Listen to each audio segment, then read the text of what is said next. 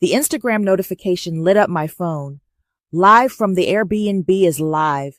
Cutest vintage bedroom ever. I clicked it before I could stop myself, watching a stranger twirl in what used to be my room.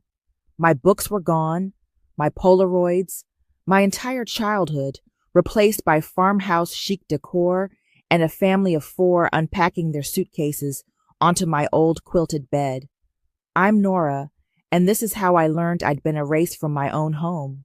3 hours earlier, I'd pulled into our driveway after a grueling finals week, expecting the usual cold shoulder from Mom, but at least a bed to sleep in. Instead, I found an SUV with Ohio plates and my mother's practiced smile, the one she usually reserved for church gatherings and PTA meetings. "Nora, sweetheart, why didn't you call first?" Her voice carried that artificial sweetness that always meant trouble. I hefted my duffel bag. My finals finished early. Thought I'd surprise you. "Well, this is inconvenient." She glanced nervously at the house. "We have guests." "Guests? In my room?" "The Airbnb guests. They're here for the week." She said it like she was telling me we were having pasta for dinner. Casual, matter of fact. "Your father and I had to make some adjustments after Tyron's non-situation." My brother's name hit like a punch to the gut. Tyron, the golden child, who'd gambled away $80,000 at some underground casino and expected the family to clean up his mess. Again. Where am I supposed to sleep? "The basement has a cot." She wouldn't meet my eyes. "It's temporary, dear. We all need to support the family right now." I stood there, keys digging into my palm. "You rented out my room without telling me?" "It was a family emergency." Her voice hardened. "Tyron needed help." "And where is he sleeping?" "In his room, of course. He needs stability right now." "Of course. Heaven forbid the prodigal son sleep next to the water heater."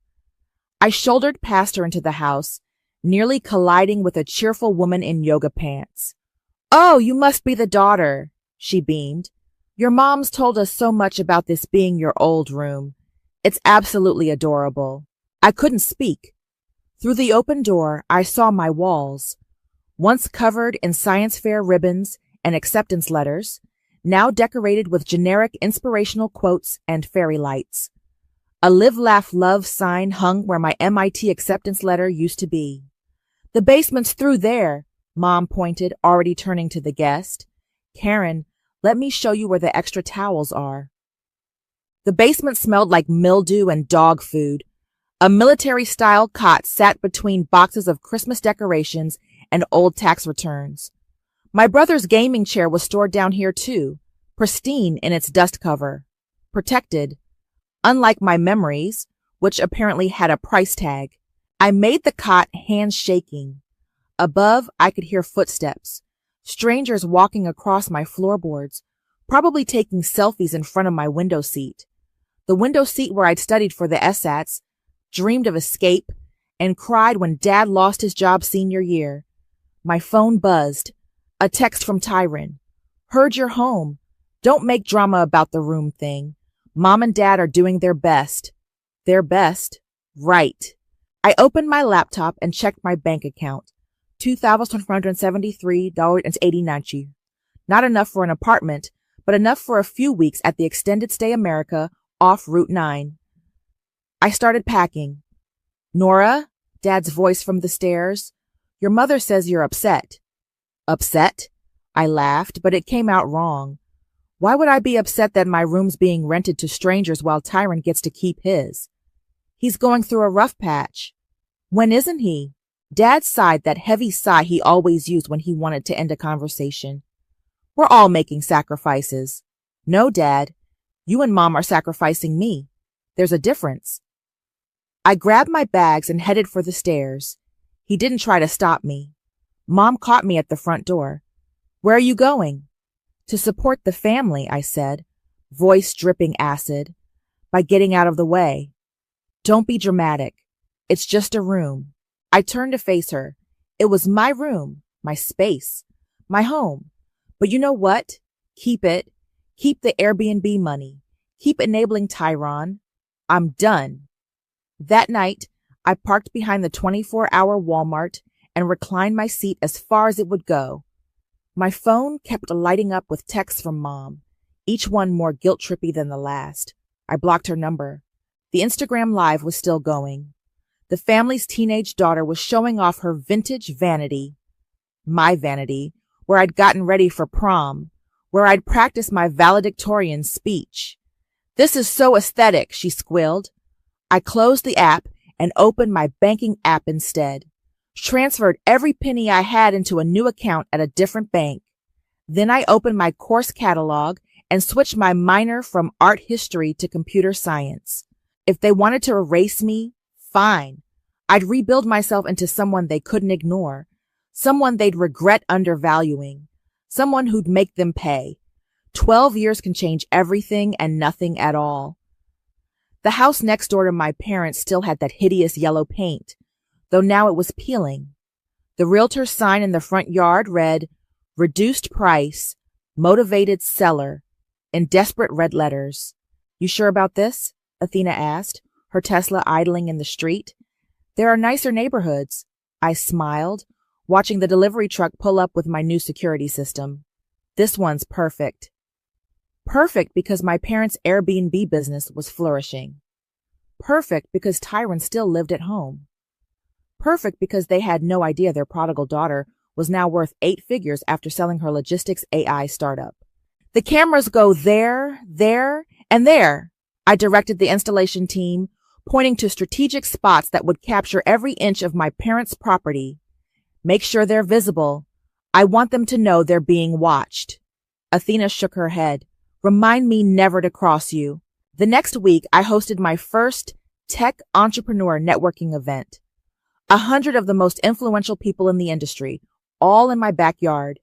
Music just loud enough to be annoying, but not enough to justify a noise complaint. Fairy lights everywhere, the expensive kind that made everything look Instagram-worthy.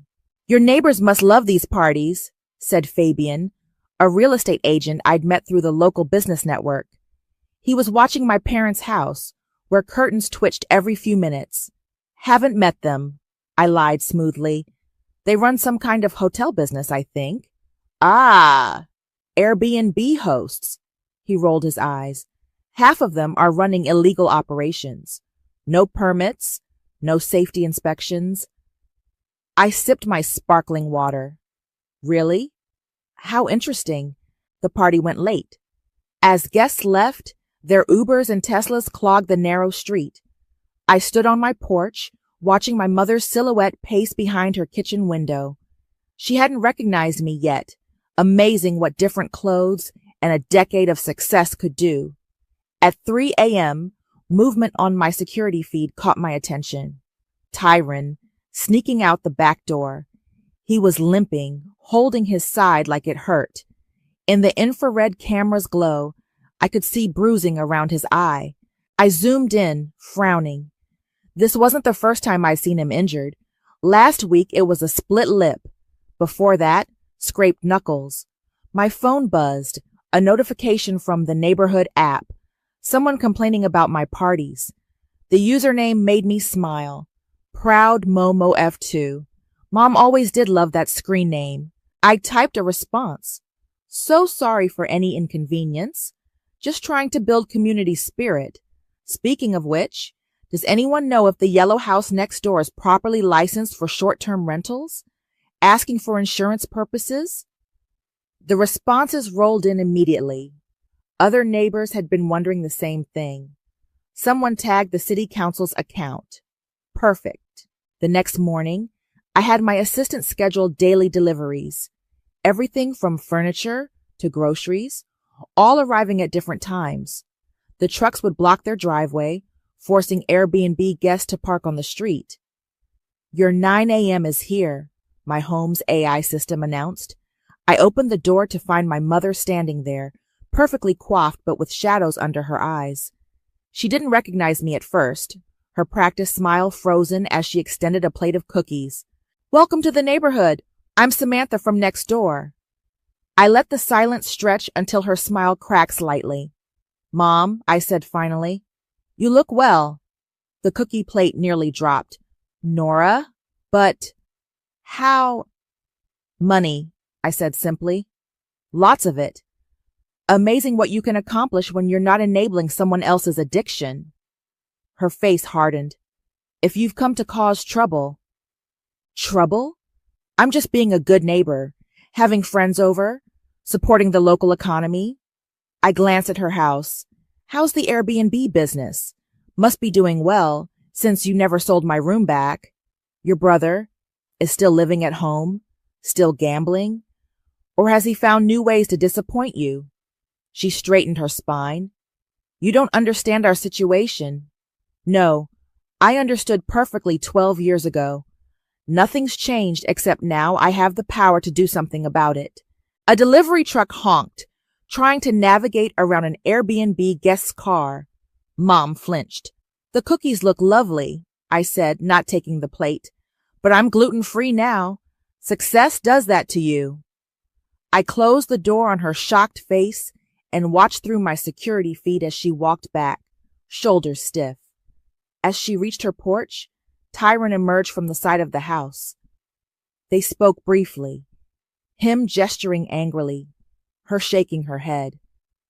He looked up directly at my camera, and for a moment, I saw something in his eyes that wasn't anger. Was it relief? My phone buzzed, a text from Fabian.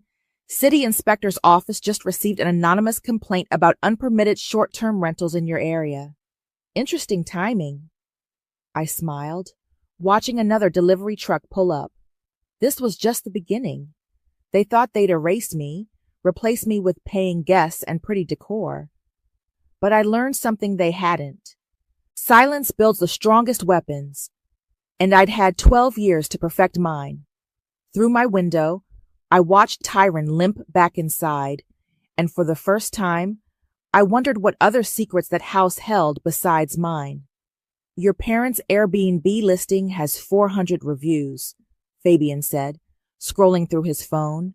We were sitting in my home office, surrounded by screens showing various security camera feeds. That's impressive for an unlicensed operation. I leaned back in my chair. Show me the reviews. Mostly positive. Charming vintage room. Lovely hosts. Quaint neighborhood vibes. He paused. Though there's been an uptick in noise complaints recently. How unfortunate, I said, watching a delivery truck block their driveway for the third time that day. Fabian gave me a knowing look. You know, as a real estate agent, I should probably discourage whatever psychological warfare you're waging. But as someone who's dealt with entitled Airbnb hosts, he grinned, I might have some suggestions. Over the next hour, Fabian walked me through the intricacies of short-term rental regulations. Every violation I could report, every review platform I could infiltrate. He even showed me how to track their booking calendar, to time my loudest parties for their check-in days. That's not the first time I've seen bruises on your brother, he said suddenly, nodding toward my security feed. Tyron was in their backyard smoking. His eye was still swollen. He probably deserved it, I said automatically, but something in my stomach twisted.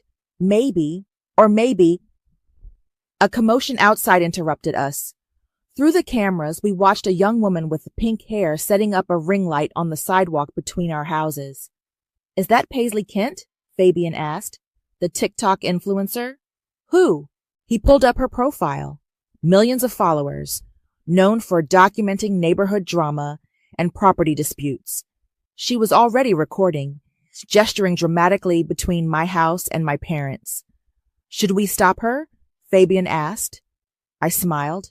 No, let her film. The next morning, Paisley's video had gone viral. Rich tech CEO moves next door to parents who kicked her out. The comments were flooded with people taking sides, sharing their own family estrangement stories. My mother wasn't pleased. I watched through the cameras as she tried to confront Paisley, who just kept filming. This is private property, Mom's voice carried through my outdoor microphones. Actually, this is a public sidewalk, Paisley replied cheerfully. And your Airbnb business is public information. Speaking of which, do you have a permit for that? Mom retreated inside. Minutes later, their latest guests wheeled their suitcases out, phones raised to record everything. The comments would be brutal. Your next party's going to be interesting, Fabian said, scrolling through the video's engagement metrics. Half the internet wants an invitation. I was about to respond when movement on camera 3 caught my eye. Tyron, arguing with someone in a car parked down the street. The driver's face was hidden, but I could see Tyron's hands shaking as he passed something through the window. Freeze that frame, Fabian said sharply. Back up 10 seconds. I did. The car's license plate came into view. Fabian's expression darkened.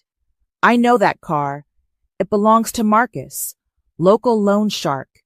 Bad news. Loan shark? My chest tightened. Tyron's gambling again? Or paying old debts? Fabian touched my arm gently. Nora, those bruises. Loan sharks don't send polite payment reminders. I watched the car drive away, leaving Tyron standing there, shoulders slumped. For a moment, he looked exactly like he had 12 years ago. Scared, desperate, trapped. I don't care, I said, but my voice wavered. He made his choices. Did he? Or did your parents make them for him? Before I could answer, my phone buzzed. A new review on my parents' Airbnb listing, posted by their recently departed guests. Lovely room, but drama. Host family clearly has issues. Daughter next door throws parties just to spite them. We love it, though. Brother seems sketchy. Saw him making suspicious exchanges. Don't feel safe. 2 5 stars. Within hours, 3 upcoming bookings canceled. Your revenge is working, Fabian said quietly. But are you sure it's aimed at the right people? I turned off the security feeds. You don't know what they did to me. No, but I see what's happening now. Your brother's in trouble. Your parents are losing income. And He gestured at my wall of screens. You're watching it all burn from your surveillance throne. They deserve it. Maybe. But revenge doesn't usually look like what we expect. He stood to leave. Just watch those security feeds carefully. You might see things you didn't plan on seeing. After he left, I pulled up the footage of Tyron and the loan shark, played it again, noticed how my brother's hands shook, how he kept looking over his shoulder, not at his house, but at mine. Like he was hoping I was watching, like he was trying to tell me something. My phone buzzed again. Another notification.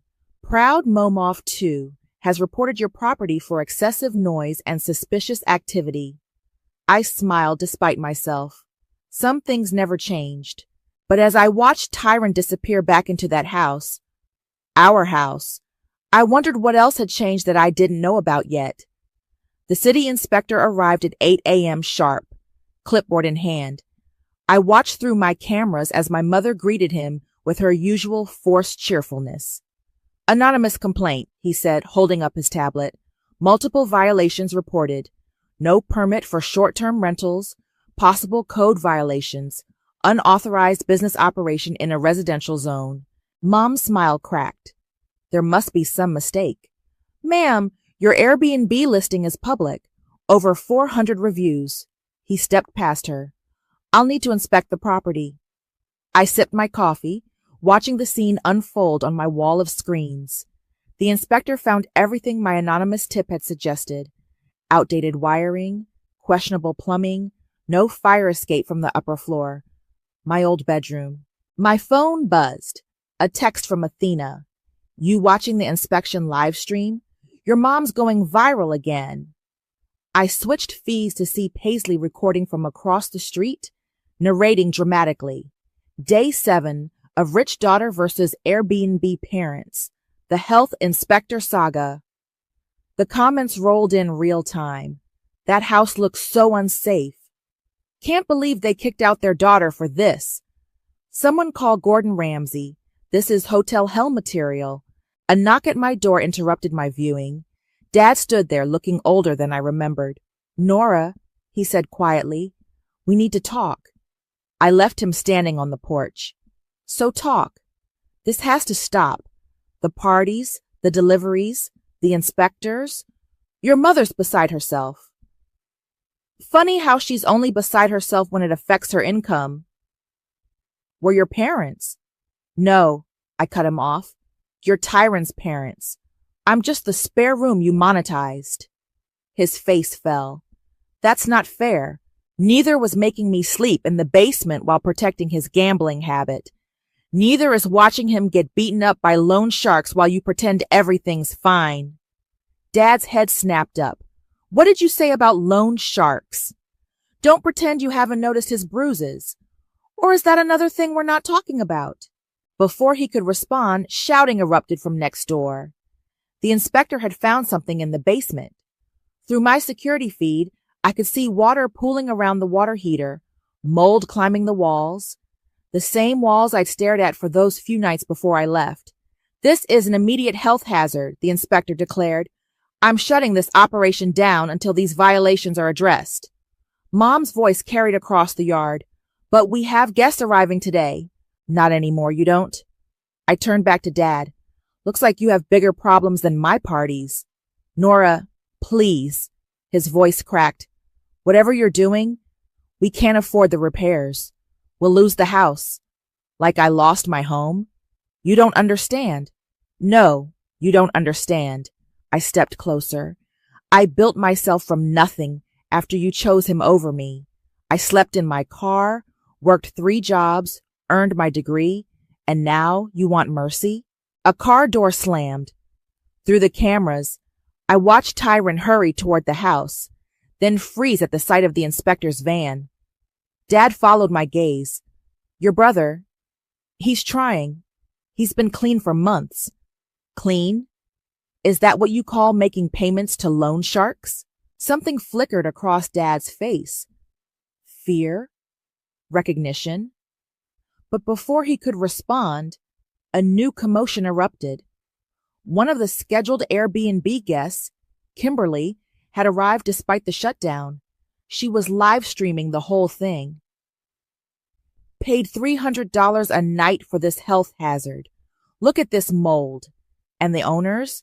They kicked out their own daughter to run this illegal hotel for their gambling addict son, who still lives here. Mom tried to intervene, but Kimberly was on a roll.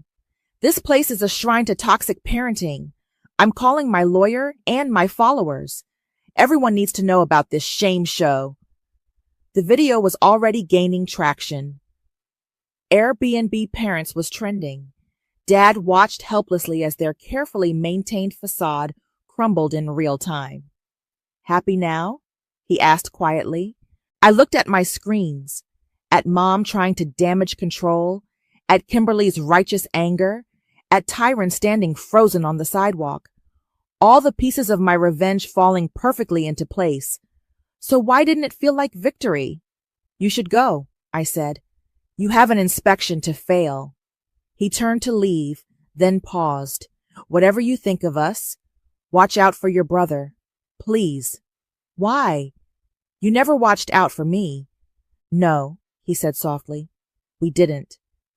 And maybe that's why He shook his head. Just watch the cameras, Nora. You might see what we were too blind to see. I watched him walk away, shoulders hunched under the weight of everything crumbling around him. Through the feeds, I could hear Mom arguing with the inspector, see Paisley documenting everything, watch Tyron slip away unnoticed. My phone buzzed with another notification. Trending. Bar Airbnb parents expose reveals dark side of family-run rentals. I'd wanted them to pay. Wanted them to feel as exposed and vulnerable as I had. But Dad's words echoed. Watch the cameras. What wasn't I seeing? The drone footage was grainy, but the audio was crystal clear. I'd launched it during another networking event, hoping to catch more ammunition for my campaign. Instead, I caught something else entirely. We should have sent Tyron to rehab instead of selling Nora's room. Mom's voice crackled through my speakers. She was in their backyard, arguing with Dad. He's just like your brother, Stuart. The same patterns, the same demons. I rewound the footage, played it again. My father's brother? The one we never talked about? Your Uncle James, Athena read from her laptop, scrolling through public records. Died 15 years ago. Cause of death. Gambling-related suicide.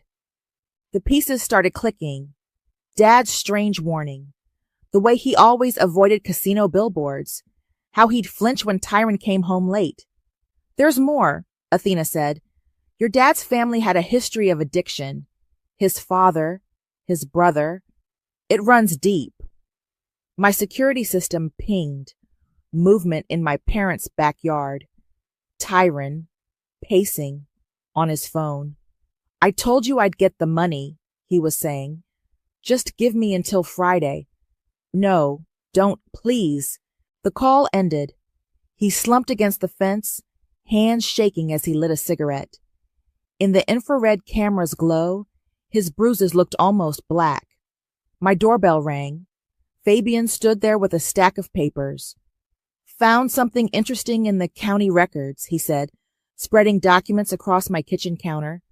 Your parents' house was almost foreclosed on 12 years ago, right around when you left. The gambling debt, I said. No. He pointed to a highlighted section. This was before that. There was a fraud investigation at your dad's workplace. Someone had been stealing money, small amounts over time. They traced it to your family's account. My stomach dropped. Tyron? The investigation was dropped suddenly. No charges filed. Fabian looked at me carefully. The timing matches when your brother started having gambling problems.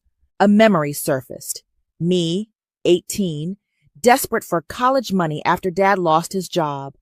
The company's accounting system had seemed so simple. Watch the cameras, Dad had said. My phone buzzed. A text from an unknown number. Back door now. Through my security feed, I saw Tyron standing at my back gate. I met him there. Up close, his bruises looked worse. You need to stop, he said, without preamble. Or what? You'll gamble away my room again? You don't understand what you're doing, what you're risking. Enlighten me. He glanced at my cameras. Turn them off. No. Fine. He ran a hand through his hair, a nervous gesture I remembered from childhood. Remember when Dad lost his job? When you needed money for MIT? My heart stopped. How did you? Because I covered for you, Nora. The company knew someone was stealing. They were close to proving it was you. So He swallowed hard. I started going to casinos, made it look like I had a problem, like any missing money was me gambling it away. You're lying. Mom and Dad bought it because it fit their fears. Dad's family history, the addiction genes. Better their son be a gambling addict than their daughter be a thief. My legs felt weak. The $80,000 was real.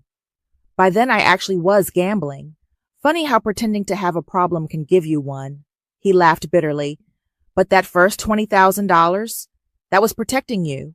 I don't believe you. Check your old journals, the ones in the basement.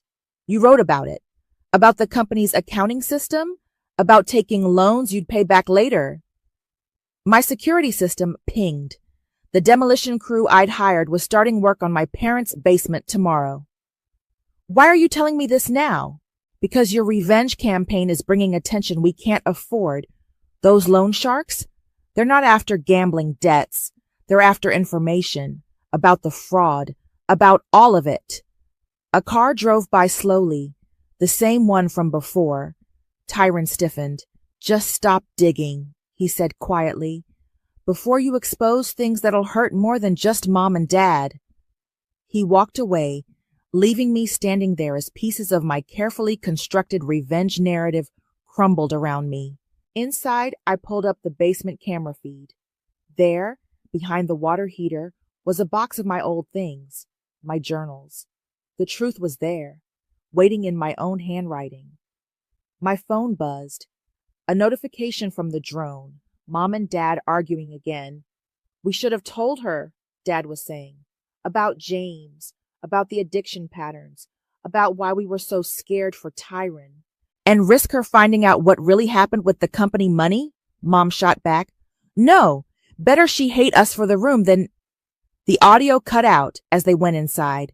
I stared at my wall of screens, at all the surveillance equipment I'd bought to expose their secrets, never imagining the biggest secret might be mine. The neighborhood beautification fundraiser was in full swing. My backyard buzzed with local influencers, real estate agents, and carefully selected Airbnb guests from my parents' past. Everyone who'd ever left them a bad review had received a personal invitation. Ready for the announcement? Fabian asked, adjusting his tie. I glanced at my phone, where my old journal entry glowed accusingly. Borrowed another $500 from the accounting system today, just until financial aid comes through. Nora? I switched off the phone. Let's do this. My parents stood awkwardly near the refreshment table, invited through a neighborhood association email they couldn't decline without seeming antisocial. Mom wore her church smile. Dad looked like he wanted to disappear. Tyron wasn't there. He hadn't come home last night. My cameras confirmed it. Welcome, everyone. I took the small stage we'd set up. I'm so glad you could join me in discussing the future of our beautiful neighborhood. The crowd quieted. Several phones raised to record. As many of you know, property values in this area have been affected by certain unofficial business operations. I smiled directly at my mother. Unlicensed rentals, code violations, that sort of thing. Mom's church smile cracked slightly. So today, I'm announcing my intention to purchase and renovate the problem properties. I pulled up a PowerPoint slide showing their house. Starting with this one, I'm offering $20,000 below market value just to help the current owners move on to something more legitimate. The crowd murmured. Someone snickered. Paisley's ring light clicked on. You can't do this. Mom stepped forward, voice shaking. That's our home. Was our home, I corrected, before you turned it into a business. A failing business, according to recent inspections. Nora, please. Dad's voice cracked. Not like this. No. How should it be then? Should I sleep in the basement while we discuss terms? Or maybe we could list my current house on Airbnb, since that's your solution to everything. You don't understand, Mom started. I understand perfectly. I understand how you chose Tyron over me, how you protected him while erasing me, how you protected you. The words burst from Mom like she couldn't contain them anymore. The crowd went silent. What? We protected you. When the company was investigating, when they were close to pressing charges, tears streaked her perfect makeup. We had to make a choice. My heart pounded. Stop. Your brother came to us, said he'd take the blame, make it look like gambling. The company would drop the investigation if they thought the money went to casinos instead of... She looked around at the recording phones. Instead of elsewhere. Mom, I warned. We thought if Tyron took the fall, you could keep your scholarship, your future. The gambling story would stay in the family, but fraud charges would have followed you forever. The crowd was dead silent now. Phones still recorded everything. So we committed, Dad said quietly, to the story, to protecting you both. You from charges, him from loan sharks. We just didn't expect me to hate you. My voice sounded strange in my ears. Didn't expect your little cover story to turn into a real addiction. We didn't expect any of it, Mom whispered. The loans he had to take to maintain the lie, the people he got involved with. By the time we realized how deep he was. That's why you kept him close, I said. Why you let him stay. Dad nodded. We couldn't protect you anymore. You were gone, but we could try to protect him. My carefully orchestrated humiliation was unraveling. The crowd watched like it was a tennis match, phones capturing every word. Your brother, Mom said, has been paying for your mistake for 12 years. And now you're here, in your expensive house, with your successful career, the career our sacrifice made possible, trying to destroy what's left of our family. The words hit like physical blows. Behind her, I saw a familiar car drive by slowly. The loan shark's car. My phone buzzed. A text from Tyron. Had to run. They're asking questions about the old fraud. Don't let Mom and Dad talk to anyone. Too late. I looked at the crowd, at their recording phones, at my parents' tears. I think that's enough for today. Thank you all for coming. People lingered, hungry for more drama, but Fabian and Athena smoothly began herding them out. Soon only my parents remained. Where's Tyron? Dad asked. Gone, I said, because of what I did, because I couldn't let go of a revenge that I swallowed hard, that I might not have deserved. Nora, Mom stepped forward, reaching out, but I backed away. Don't. Just go home. Lock your doors. Don't talk to anyone about what was said here. Why? Because some debts. I thought of Tyron's bruises, of loan sharks circling our family's secrets. Some debts don't stay buried. They left quietly. I watched them through my cameras, walking slowly back to their house, back to the life they'd built on lies meant to protect me. My phone buzzed again. An unknown number. Got your brother. Want to talk about old company business? The revenge I'd planned had worked perfectly, just not the way I'd intended. 3 days. Tyron had been missing for 3 days. My security cameras caught nothing but shadows and silence from next door. Mom's perfect garden wilted. Dad's car hadn't moved. The text messages kept coming. Ready to talk about that company money? Your brother's very cooperative. Tick-tock. I sat in my surveillance room watching old footage. Tyron sneaking out. The bruises, the hushed conversations, all the signs I'd misread as guilt when they were really sacrifice. My doorbell rang. Dad stood there, looking like he hadn't slept in days. The police won't help, he said, walking past me. Missing persons report requires 48 hours, and we can't tell them about the loan sharks without explaining why. Without explaining what I did, I finished. He sank into my couch. Marcus called. Wants 50,000 by midnight or he starts breaking fingers. Marcus? The loan shark. The one Tyron's been paying to keep quiet about the fraud. About you. My security system pinged. A car pulling up next door. Through the cameras, I watched Mom rush out to meet a severe-looking woman in a business suit. Who's that? Dad's face went pale. Real estate agent. Your mother's... She's listing the house. What? Why? It's all we have left to sell. The Airbnb shut down. Our savings went to Tyron's previous payments. He looked at me. We have to get him back. My phone buzzed. A live stream notification. Selling the viral Airbnb house. Inside tour with exclusive drama details. Mom was leading the agent through their house, my old house, pointing out features with trembling hands. The comments rolled in. Karma for what they did to their daughter. Serves them right. That family is so toxic. They had no idea. I'd fed them a story of villainous parents and a golden child brother, when the truth was, I have the money, I said quietly. Dad looked up sharply. I have it. More than enough. I pulled up my banking app. I'll transfer it now. Nora, no, we can't let you. I did this. I cut him off. My theft, my revenge plan, my stupid need to make you all pay for protecting me. I laughed bitterly. I really showed you, didn't I? My phone rang. Unknown number. Hello, Nora. Marcus's voice was surprisingly pleasant. Ready to discuss old debts? Where's my brother? Safe. For now, bring 50,000 to the abandoned factory on River Street. 1 hour. Come alone. I'll need proof he's alive. A photo appeared on my phone. Tyron, tied to a chair, bruised but conscious. He was holding today's newspaper.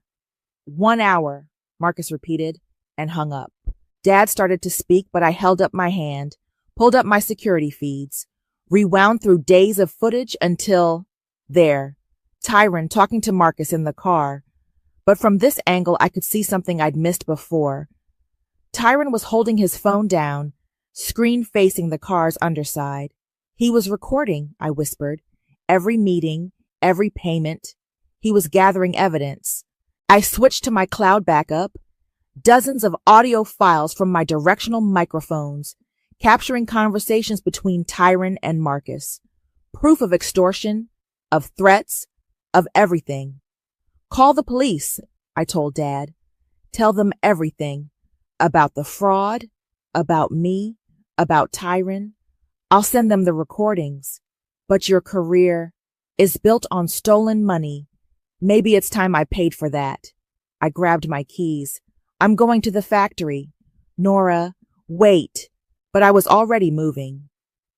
In my rearview mirror, I saw Mom standing in their driveway watching me drive away. The real estate agent was still inside, probably filming everything for her social media. Let her.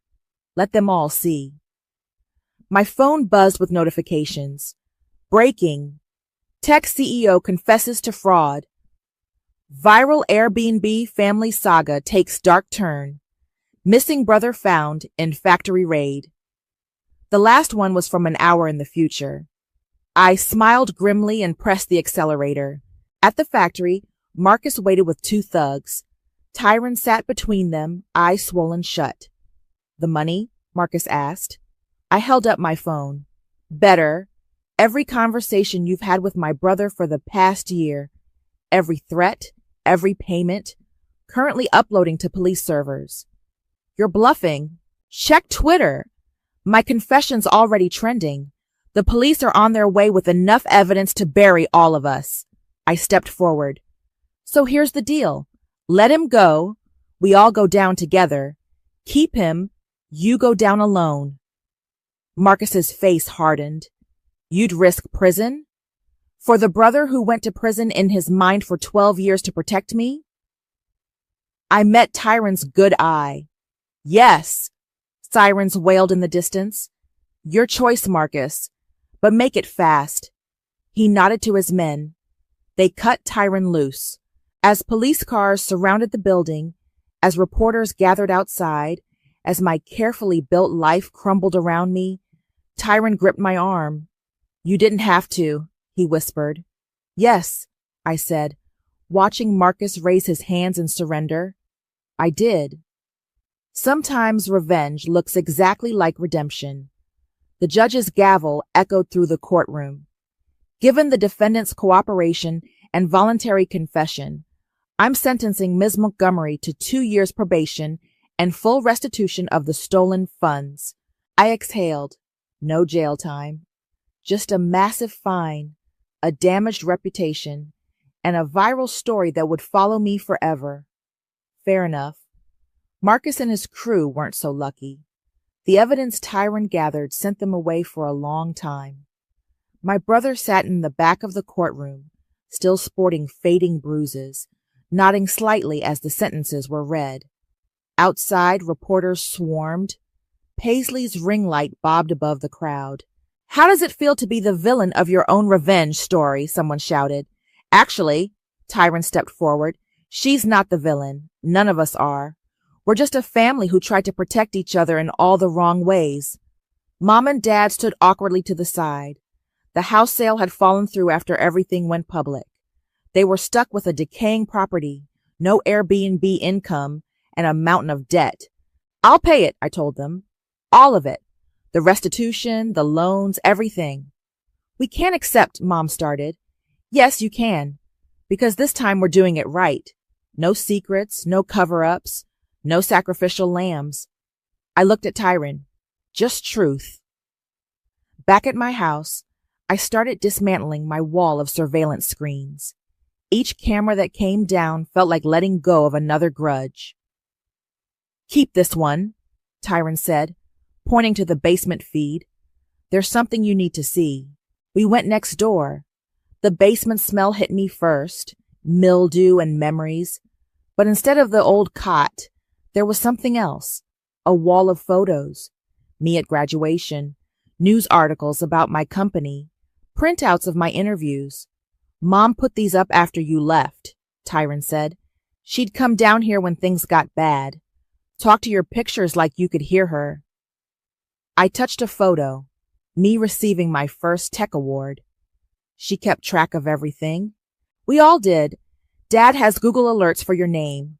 I watched every interview you gave. He smiled sadly. Guess we were all surveilling each other in our own ways. Footsteps on the stairs. Mom and Dad carrying boxes. We're converting it, Dad said. The basement. Into a proper room. No more cots. No more mildew. For who? For family meetings, Mom said. If you want, both of you. I looked at the wall of photos, at my brother's healing bruises, at our parents' hopeful faces, at all the pieces of our broken family, finally in the open where we could see them clearly. I have a better idea. The next day, construction crews arrived at both houses. Not to tear down, but to rebuild. To connect. A shared garden, I explained, showing them the plans. Between the properties. No more fences, no more surveillance. Just space to grow things together. And the Airbnb? Mom asked. Will be legal this time, but not in my old room. I handed her the permit applications.